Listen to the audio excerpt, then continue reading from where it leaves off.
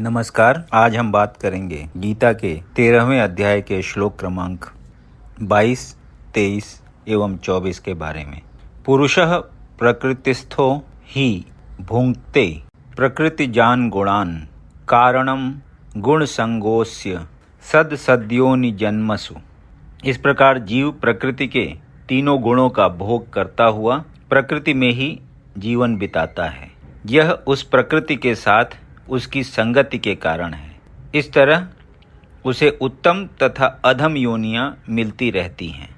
तात्पर्य: यह श्लोक समझने के लिए महत्वपूर्ण है कि जीव एक शरीर से दूसरे में किस प्रकार देहांतरण करता है। दूसरे अध्याय में बताया गया है कि जीव एक शरीर को त्याग कर दूसरा शरीर उसी तरह धारण करता है जिस प्रकार कोई वस्त्र बदलता है। वस्त्र का परिवर्तन इस संसार के प्रति आसक्ति के कारण है।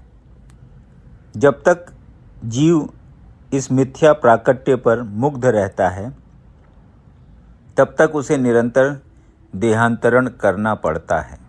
प्रकृति पर प्रभुत्व जताने की इच्छा के फलस्वरूप वह ऐसी प्रतिकूल परिस्थितियों में फंसता रहता है। भौतिक इच्छा के वशीभूत हो उसे कभी देवता के रूप में तो कभी मनुष्य के रूप में, कभी पशु, कभी पक्षी, कभी कीड़े, कभी जल जंतु, कभी संत पुरुष तो कभी खटमल के रूप में जन्म लेना होता है। यह क्रम चलता रहता है और प्रत्येक परिस्थिति में जीव अपने को परिस्थितियों का स्वामी मानता रहता है, जबकि वह प्रकृति के वश में होता है। यहाँ पर बताया गया है कि जीव किस प्रकार विभिन्न शरीरों को प्राप्त करता है। यह प्रकृति के विभिन्न गुणों की संगति के कारण है। अतएव इन गुणों से ऊपर उठकर दिव्य पद पर स्थित होना होता है। यही कृष्ण भावनामृत कहलाता है। कृष्ण भावनामृत में स्थित हुए बिना भौतिक चेतना मनुष्य को एक शरीर से दूसरे में देहांतरण करने के लिए बाध्य करती रहती है, क्योंकि अनादिकाल से उसमें भौतिक आकांक्षाएं व्याप्त हैं। लेकिन उसे इस विचार को बदलना होगा। यह परिवर्तन प्रामाणिक स्रोतों से सुनकर ही लाया जा सकता है। इसका सर्वश्रेष्ठ उदाहरण अर्जुन है, जो कृष्ण से ईश्वर विज्ञान का श्रवण करता है। यदि जीव इस श्रवण विधि को अपना ले तो प्रकृति पर प्रभुत्व जताने की चिर अभिलषित आकांक्षा समाप्त हो जाए और क्रमशः ज्यों-ज्यों वह प्रभुत्व जताने की इच्छा को कम करता जाएगा, त्यों-त्यों उसे आध्यात्मिक सुख मिलता जाएगा। एक वैदिक मंत्र में कहा गया है कि ज्यों-ज्यों जीव भगवान की संगति से विद्वान बनता जाता है, त्यों-त्यों उसी अनुपात में वह आनंदमय जीवन का आस्वादन करता है। उपद्रष्टानुमंता च भर्ता भोक्ता महेश्वरः परमात्मेति चाप्युक्तो देहे अस्मिन् पुरुषः परः। तो भी इस शरीर में एक अन्य दिव्य भोक्ता है जो ईश्वर है, परम स्वामी है और साक्षी तथा अनुमति देने वाले के रूप में विद्यमान है और जो परमात्मा कहलाता है।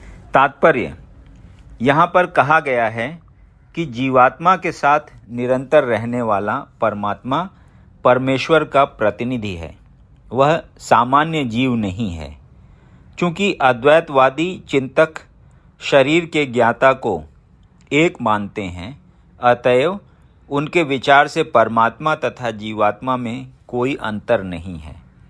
इसका स्पष्टीकरण करने के लिए भगवान कहते हैं कि वे प्रत्येक शरीर में परमात्मा रूप में विद्यमान हैं। वे जीवात्मा से भिन्न हैं, वे पर हैं, दिव्य हैं। जीवात्मा किसी विशेष क्षेत्र के कार्यों को भोगता है, लेकिन परमात्मा किसी सीमित भोक्ता के रूप में या शारीरिक कर्मों में भाग लेने वाले के रूप में विद्यमान नहीं रहता, अपितु वह साक्षी, अनुमतिदाता तथा परम भोक्ता के रूप में स्थित रहता है। उसका नाम परमात्मा है, आत्मा नहीं। वह दिव्य है। अतः यह बिल्कुल स्पष्ट है कि आत्मा तथा परमात्मा भिन्न भिन्न हैं। परमात्मा के हाथ पैर सर्वत्र रहते हैं, लेकिन जीवात्मा के ऐसा नहीं होता। क्योंकि परमात्मा परमेश्वर है, अतएव वह अंदर से जीव की भौतिक भोग की आकांक्षा पूर्ति की अनुमति देता है। परमात्मा की अनुमति के बिना जीवात्मा कुछ भी नहीं कर सकता। जीव भुक्त है और भगवान भोक्ता या पालक हैं। जीव अनंत हैं और भगवान उन सब में मित्र रूप में निवास करता है। तथ्य यह है कि प्रत्येक जीव परमेश्वर का नित्य अंश है और दोनों मित्र रूप में घनिष्ठता पूर्वक संबंधित हैं। लेकिन जीव में परमेश्वर के आदेश को अस्वीकार करने की, प्रकृति पर प्रभुत्व जताने के उद्देश्य से स्वतंत्रता पूर्वक कर्म करने की प्रवृत्ति पाई जाती है। चूँकि उसमें यह प्रवृत्ति होती है, अतएव वह परमेश्वर की तटस्था शक्ति कहलाता है। जीव या तो भौतिक शक्ति में या आध्यात्मिक शक्ति में स्थित हो सकता है। जब तक वह भौतिक शक्ति द्वारा बद्ध रहता है, तब तक परमेश्वर मित्र रूप में परमात्मा की तरह उसके भीतर रहते हैं, जिससे उसे आध्यात्मिक शक्ति में वापस ले जा सकें।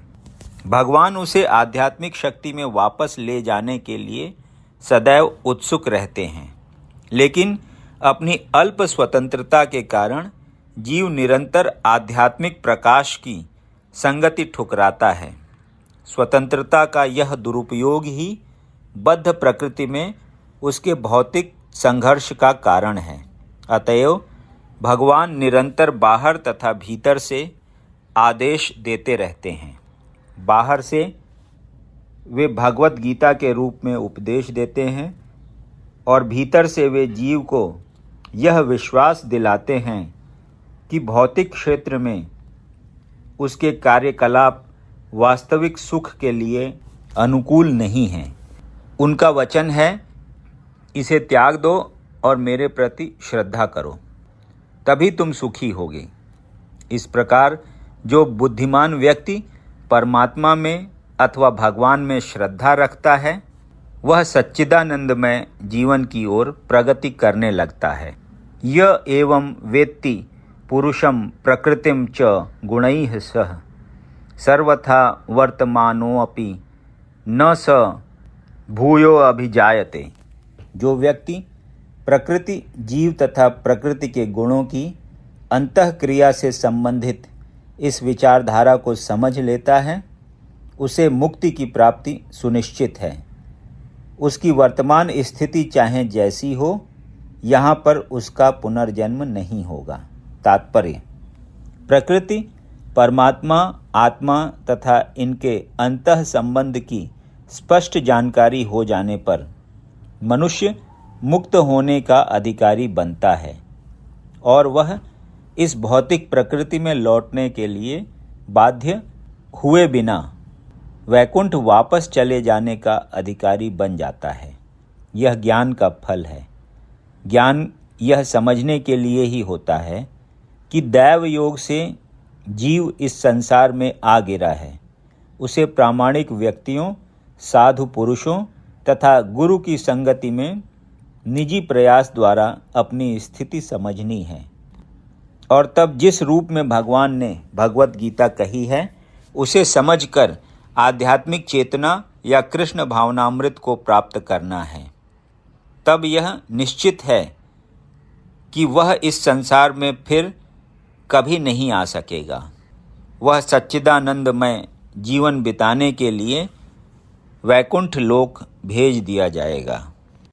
यदि आपको ये वीडियो पसंद आया तो इसे लाइक करें और ऐसे ही अन्य वीडियोज़ को सुनने के लिए इस चैनल को सब्सक्राइब करें। धन्यवाद।